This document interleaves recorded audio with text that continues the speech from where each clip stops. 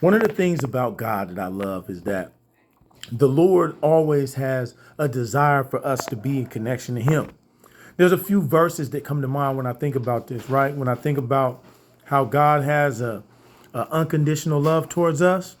One of the verses that I love to quote the most is Romans 5, chapter 8, right? When he says that God demonstrates his love towards us, that while we're still sinners, Christ died for us.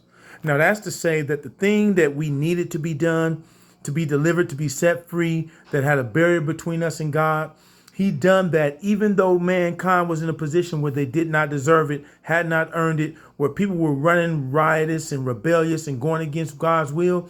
He still showed his love towards us by giving the sacrifice, even though we weren't in a worthy place to receive it, right?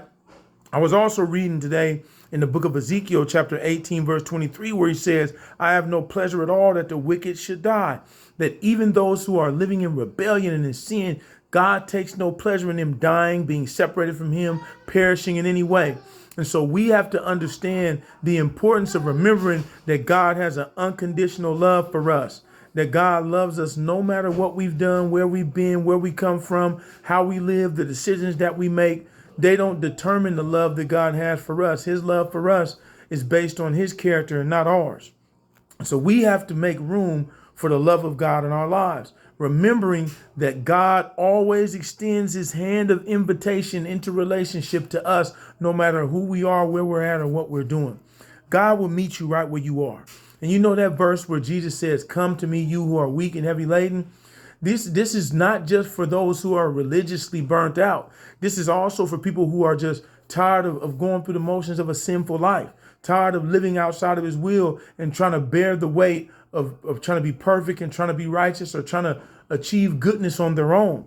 And so if you're tired of trying to reach a certain standard on your own and you haven't reached it, and you want to come to God for peace, for rest, to rest in him, knowing that his grace is what gets us there, knowing that his power and his love and his mercy is what gets us there, then you won't be trying to use your own effort to reach a righteous standard. You'll be allowing him to get you there by his grace, which is what he wants to do.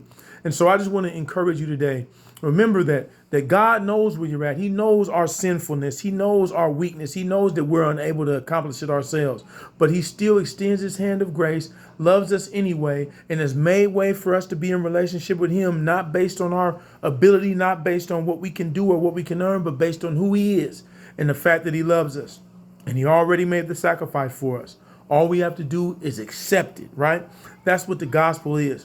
Us accepting the good news that God made a way out of no way for us to be in relationship with him, even though we don't deserve it. Ain't that good news? God bless you and stay tuned.